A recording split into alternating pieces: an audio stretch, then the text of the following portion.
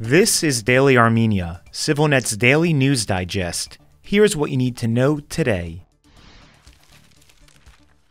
Armenia and the European Union have each hit back at false claims by Azerbaijan that Armenia is building troops up along its side of the undelimited border. All patrols reported that the situation is calm and quiet, and that no out-of-the-ordinary military movements have been observed. The EU's border monitoring mission said on X yesterday, responding to the false claims made by the Azerbaijani Defense Ministry earlier that day.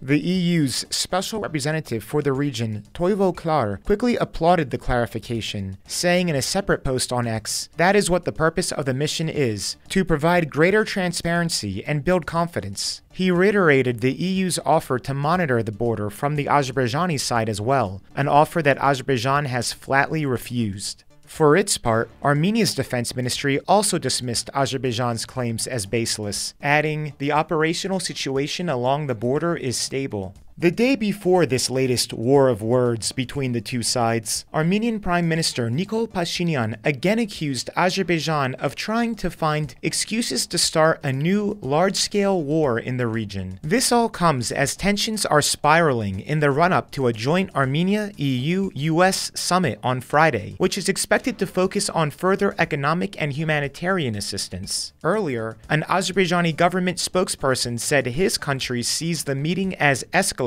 and warned Washington and Brussels will share responsibility for any future outbreaks of violence in the region. In other EU news, CivilNet has received exclusive confirmation from the bloc's border observers that the United States is not planning to take part in the mission, while non-members Canada and Norway are, in fact, preparing to send observers. This is all according to mission spokesperson Anna Palmen, who gave the comments to CivilNet last week. That came after Russia's top diplomat lashed out at the mission, falsely claiming it is, in effect, operating as a NATO mission with US participation. Armenia's top diplomat has said his country is, as of now, not considering applying to join NATO, while appearing to leave open the possibility it may seek to join the military alliance at a later date. At the moment, the issue of NATO membership is not on Armenia's agenda, Foreign Minister Ararat Mirzoyan confirmed in an interview yesterday with Argentina's Todos Noticias television channel. Mirzoyan's comments came just weeks after NATO chief Jens Stoltenberg visited Armenia, Azerbaijan, and Georgia as part of a historic regional visit.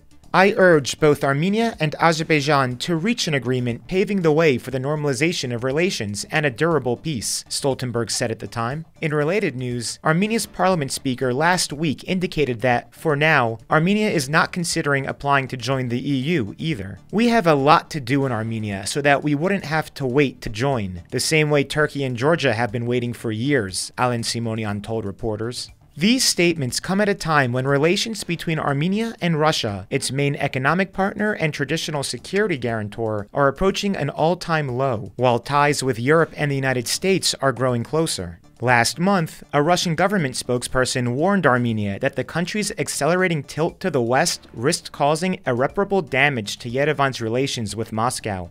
To that point, a group of US military instructors arrived in Armenia today as part of Yerevan's ongoing defense cooperation program with Washington. The instructors will engage in an exchange of expertise in public relations and communications, Armenia's defense ministry said in a statement.